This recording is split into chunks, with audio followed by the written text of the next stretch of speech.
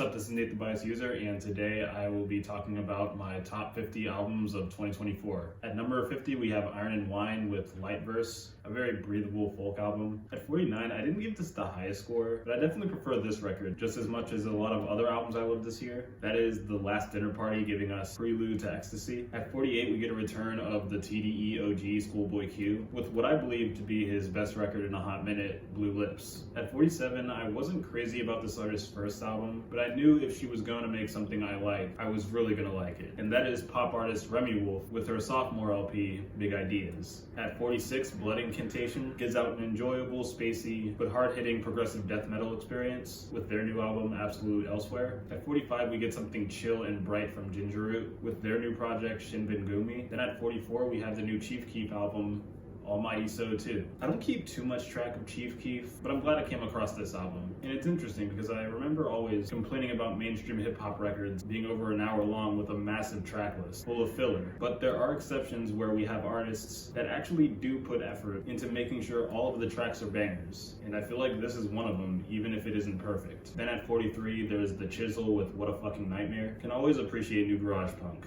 At 42, longtime rapper who's grown to be one of my personal favorite lyricists, Lupe Fiasco, returns with a record that manages to be highly enjoyable without ever overstaying its welcome, like some of his previous works, but I would say this new album, Samurai, is an exception. Then at 41, we have Hakushi Hasegawa with gakkō, if I'm pronouncing it right. Japan-based artist expresses their electronic and energetic take with a combination of glitch pop and jazz, resulting in a clutter that feels satisfying to get into and then enjoy. At number 40, Tyler the Creator seems to take out some skeletons from his closet on Chromacopia. With 39, rapper Vince Staples finally manages to make the best of the dark and stripped back tones he was establishing this decade with his newest record, Dark Times. At 38, Billie Eilish smacks in the oily and open Hit Me Hard and Soft. With 37, sludge metal act Chat Pile returns along with its grunge-like sound and evolves with slightly cleaner production relative to its previous rough around the edges vibe in 2022. With this new album, Cool World. At 36, post-rock legends Godspeed You Black Emperor comes through with their 8th studio album, no titles as of 13 February 2024, 28,340 dead. I'm glad these guys can still put out quality projects after all these years. Then at 35, we have Glass Beach with Plastic Death. Glass Beach is leaning into a more post-hardcore sound with a cold tone that ends up fitting perfectly with its winter release. At 34, rapper Apathy gives us Connecticut Casual Chapter 2 with some of my favorite jazz rap instrumentals as of recent. Then at 33, we have High on Fire-Cometh the Storm. The intensity sounds just as serious as the storm on the cover. Now at 32, we have Everything with their new album Mountainhead. You know, with Everything, I'm always getting into an album liking some tracks, but not most of it. So with this new album Mountainhead, I was crazy happy to finally get an exception. With 31, it should be corny as hell, but Joey Valence and Brae with No Hands. It's so not serious, but so good. At 30, Allie X blasts us with a synthy new wave energy on Girl with No Face. At 29, we have 2093 by Yeet, which I'm happy to say is another example of a mainstream rap album with a long track list, 24 to be exact. That's actually good. Then at 28, Beth Gibbons of Portishead fame drops her first solo album, Lives Outgrown. And then at 27, we have Vylet Pony with Monarch of Monsters. I'm more familiar with Vylet Pony when it comes to EDM, electropop, and an overall digital sound, so I was just blown away with the more physical and detailed production when going into a big post-rock approach, and it's such a beautiful album. At 26, we have Joanna Wang with Hotel La Rut. She gives us a fun power pop highlight, also giving out these jazz sounds that reminds me a lot of the music you would hear on a Kill Bill movie. At 25, we have Cheek Face with It's Sorted. This is another power pop record, but it's a lot more brighter and leans a bit into dance punk in an LCD sound system-esque way. Then at 24, we have Paranoid with Sky 100. South Korean shoegaze act Paranoid continues to push boundaries while leaning back to their more lo-fi sound, and it's just as beautiful as I remembered. At 23, we have Michelle with Songs About You Specifically. I was really happy to find an R&B album that's as colorful as this one. At 22, we have Chelsea Wolfe with She Reaches Out To, She Reaches Out To She. I mean this in the best way possible, but it sounds like I'm listening to a void.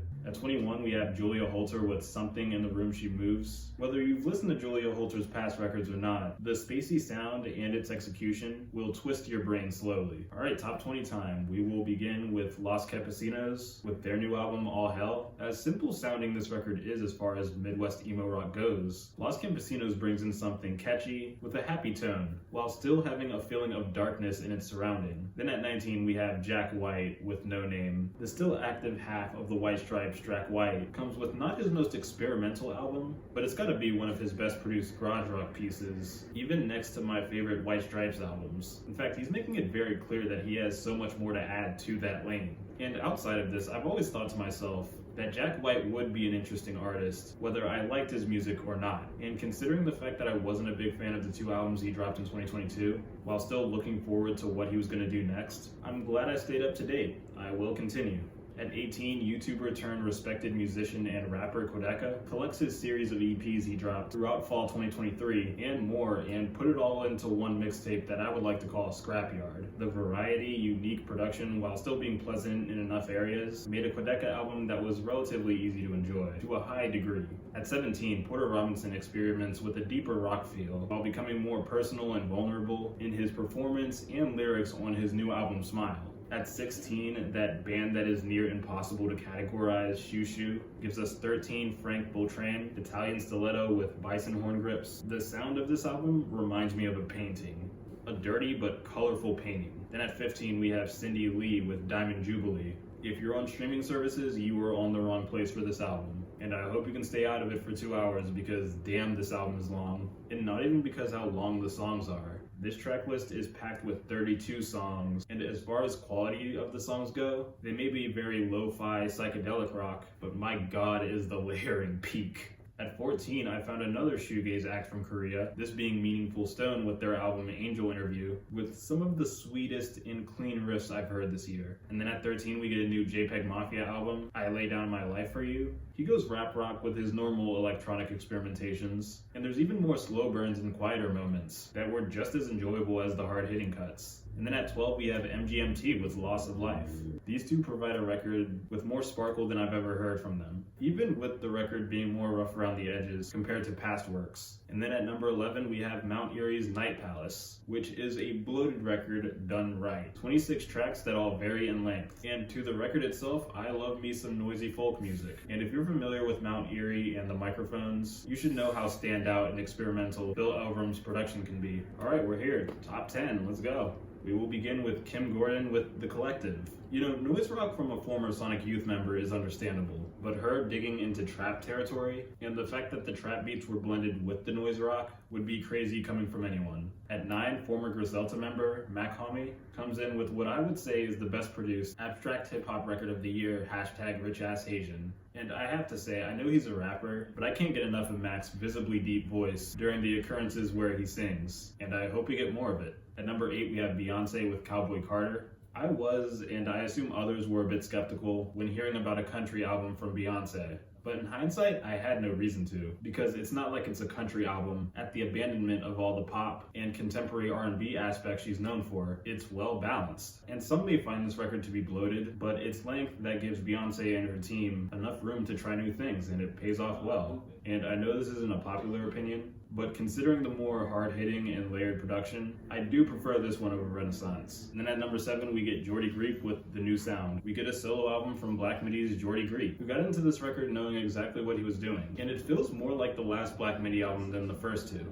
with its detailed and open production. As far as individuality goes, for whatever reason, Greek's experience with Black Midi, from the jazz, from the exciting and fast-paced nature, clashes neatly with Latin rock, and I can't wait to see what he did here will lead to next. At 6, the album responsible for the name of last summer, Brat from Charlie XCX. Is there really anything I can say at this point? Just heavy-hitting, boundary-pushing dance pop, where in the fun, Charlie also gets personal/relatable enough to really get to a person's emotions. And then next will be our top 5. That will begin with Kendrick Lamar with his new album, DNX. Even though I can't feel convinced that this is Kendrick's most ambitious album, it's certainly no T-Pab or Good Kid, Mad City. But what makes me appreciate this record as much as I do is simply how you can tell how much Kendrick has improved as a rapper. and performer, where on this record he is flawless. Even when he's singing, it's like he was warming up with all the Drake disses, just so he could drop material about other things, putting just as, if not more energy into it, with the company and chemistry with other artists, especially SZA.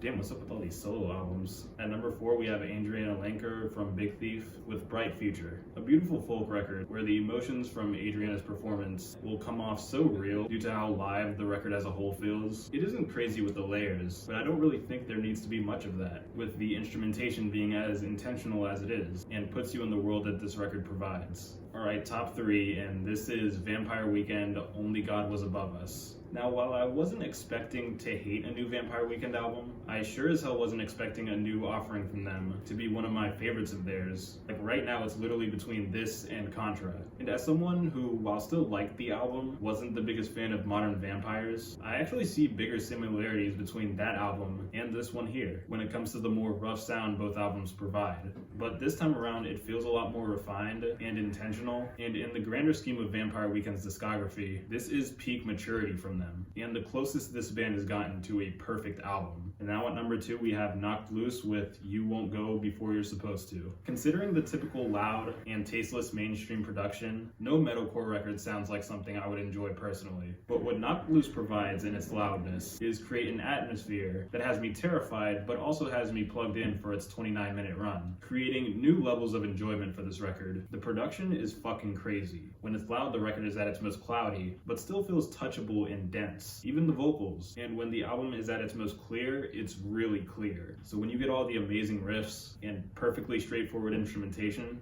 it'll be hard to miss. So yeah, if you haven't listened to this album yet, please do. It is amazing, and I know this is my second favorite album of 2024, but as far as the metal category is concerned, this may just be my favorite of the decade so far. So it's still going? Alright, number 1, it is the masterpiece. Me saying I'm not the only one hyping this album up is an understatement. But without further ado, let's talk about Magdalena Bay, Imaginal Disc. Wasn't expecting it to be them, but then again, somebody had to do it. But this is the modern psychedelic masterpiece. In its pop duo Magdalena Bay, Matthew Lewin, and Mika Tenenbaum's most ambitious project so far. It's beautiful, it's weird and unpredictable. It touches on a variety of genres, such as rock and disco. It flows well track for track. It opens the brain, and don't get me started with Mika's vocals that are, while relatively quiet, is so detailed and upfront that it inevitably creates an experience that was far more intimate than I could have imagined. I was blown away by the record when it dropped. I still am now, and as a result, I'm not just excited for the future of Magdalena Bay, but for the future of pop music as a whole. And yeah, Imaginal Disc,